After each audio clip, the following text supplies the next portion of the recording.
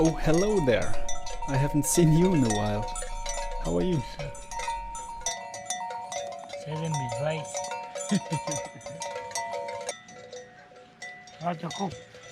This video took a long time to make, mostly because of motivational issues, so I hope you enjoy.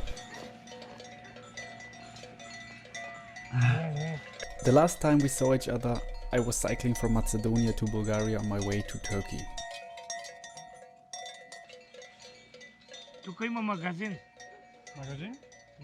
I did not meet many Bulgarians on my way, and with this shepherd, the communication was more, let's call it, gesture-based.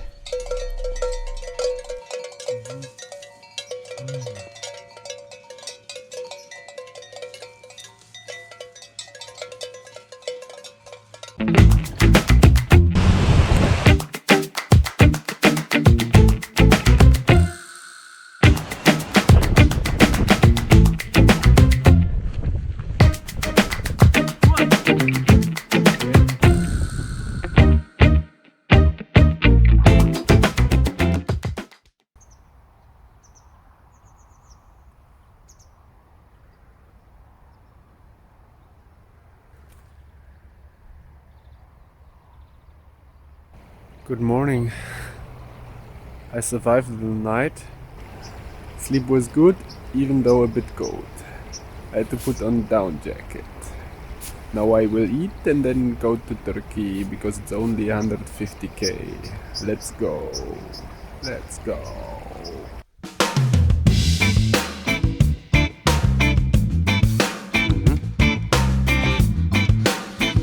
That's the stuff.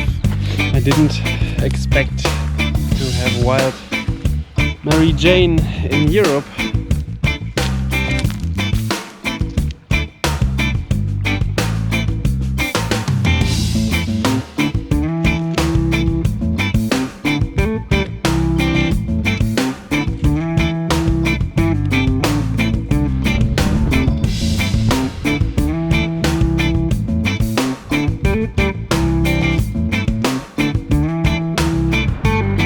Greece.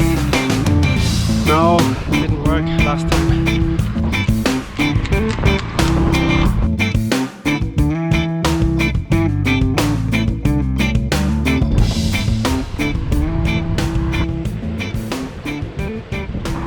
Alright, this is it guys. Last time shopping in Lidl.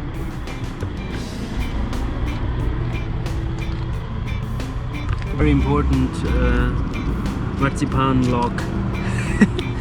They won't have that anywhere else.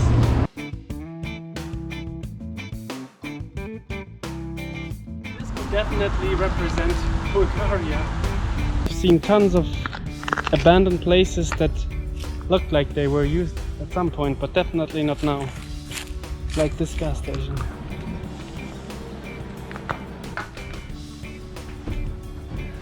The Turkish border is coming up. I'm quite excited to get out of Bulgaria, but I can say that Bulgarian people are definitely not the most open or welcoming people I've met on this journey so far.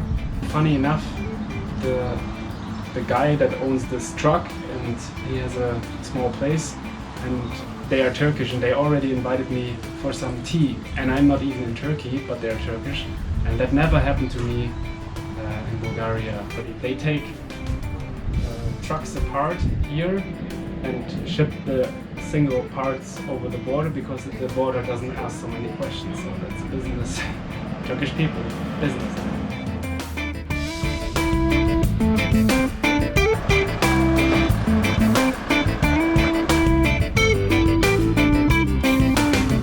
Time to leave Europe.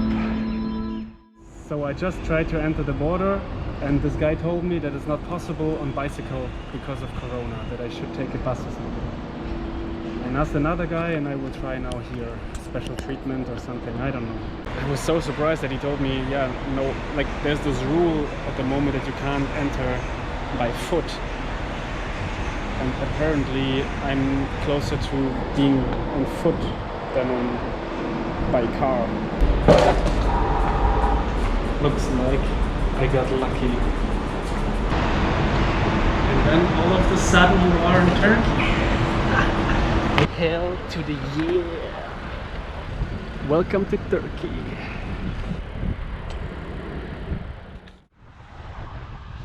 Here I was lost for words because everything happened so fast. I just entered Turkey, and while getting cash from an ATM, I was asked by these two cyclists if I want to stay with them in their student home in the next city coming up. How nice of them. Of course, I said yes. The difference between the countries couldn't be more pronounced. I was just hit by the warmth of the welcoming Turkey.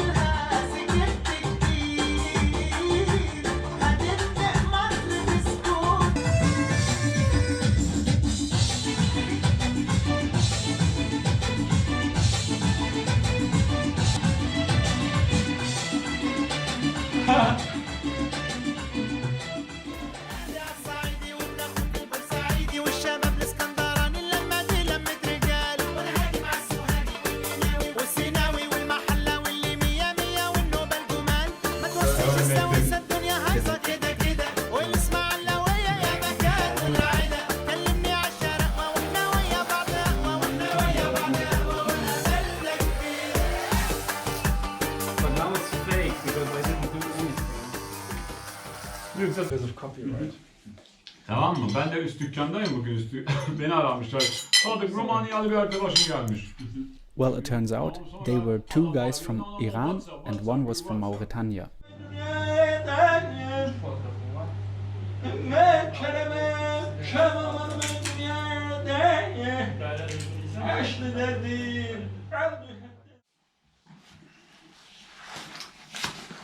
I stayed now for 3 nights here in Edirne. I didn't plan to stay a single night, but the warm welcome of Saber, Sadrik, Enis and Mehmet were so nice that I was able to recharge socially and physically, which is much appreciated after the bit more difficult time in Bulgaria, I guess. And I really noticed that the people also have a big impact on the well-being mentally, with me at least. So now it's time to fix this bicycle tube and then pack up and cycle towards Istanbul. It's around 250k. Yeah, we'll see how that goes.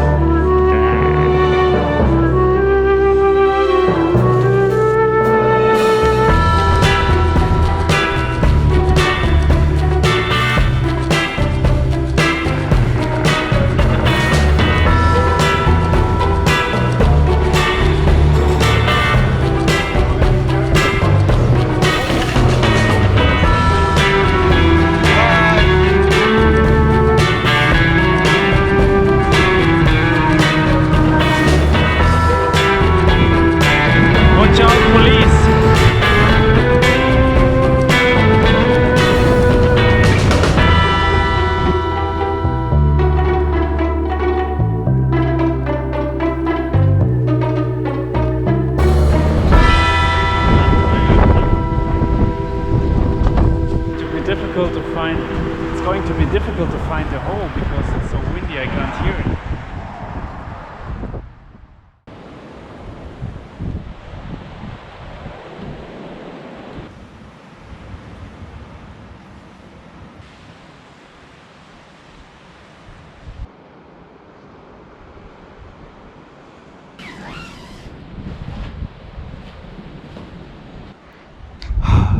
It's gonna be a windy day. Last 80 kilometers to Istanbul. They're all gonna be on the main road. It's gonna be quite busy and exhausting. I'm looking forward to going to a hostel or something in Istanbul to get over with this hassle of entering the city. And it's a huge city. From now on it's just city pretty much all the way to the center, and then on the other side is another 70 or 60 kilometers city, so it's like 120 kilometers of coastline and it's just city. Of course there are no bike lanes.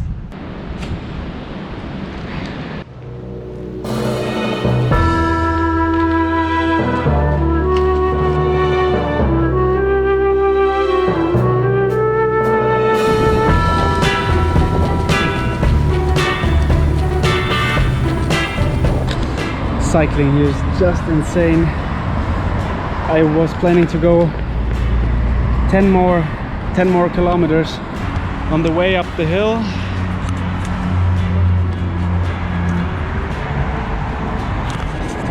As the chain broke. Don't break my heart.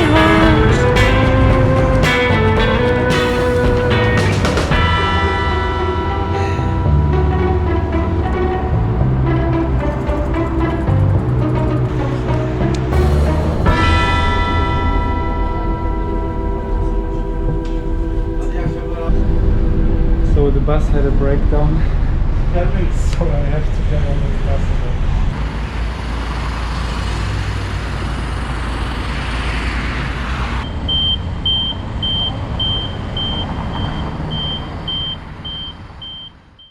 After not leaving the hostel for 2 days straight because I was so exhausted, I slowly started to explore this crazy and interesting city, and I also had to buy a few things that were necessary for the upcoming months of travel.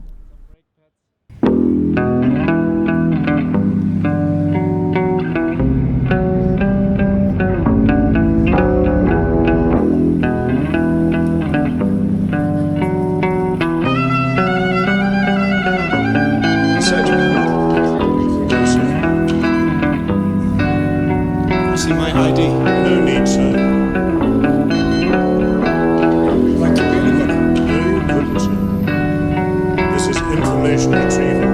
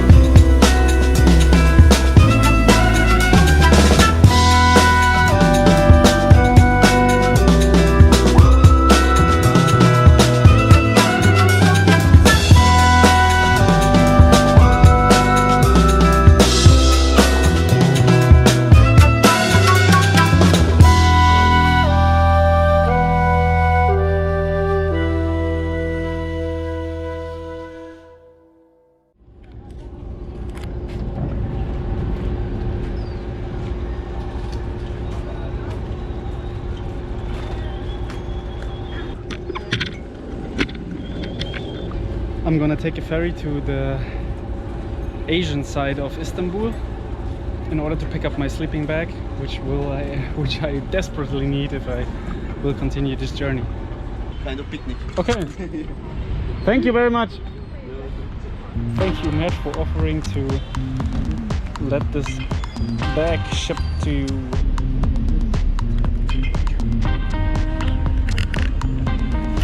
I'm excited. So now it's time to meet Mert again. It's the next day, Saturday. He has a bit more time now and we will go to bike mechanic. Hello, Mert. I will quickly explain. So Mert is responsible for the bike lanes here in Istanbul mostly, for the planning, right? Yeah. There's a project being built at the moment where he was involved in the planning. So, and now we're gonna meet the guy who will also take care of my bicycle, and he is responsible for the policies. So those two guys are like rocking Istanbul's bicycle cars. Very nice.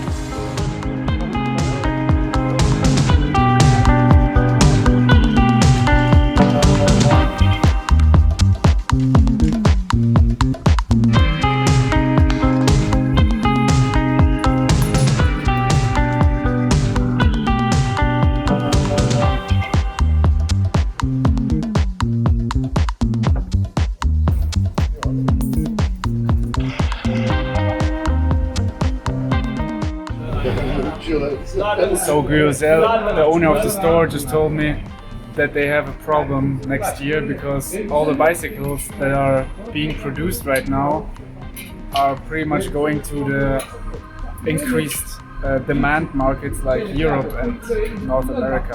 So that means for him that next year they will have less bicycles available, new bicycles. Yeah, it's true. Even this year, we don't have so much bikes left to sell. Every day, at least 3 or 4 customers are coming, and there's no bike for them. We have some high-end road bikes, but normal people will wants to buy regular city bikes or fitness bikes. We don't have any left. Even the companies, they don't have it in stock. If they have, we would buy from them and sell it in the shop. There's nothing left. This is, bicycle business is booming everywhere, but... And Turkey doesn't get any bicycles. Yeah. Turkey is left behind. After the bicycle was fixed, I wanted to stay a couple more days in Istanbul just to get some rest. Well, I stayed for another 6 weeks. I felt so exhausted and drained from all the impressions and rich experiences since leaving Germany 5 months prior.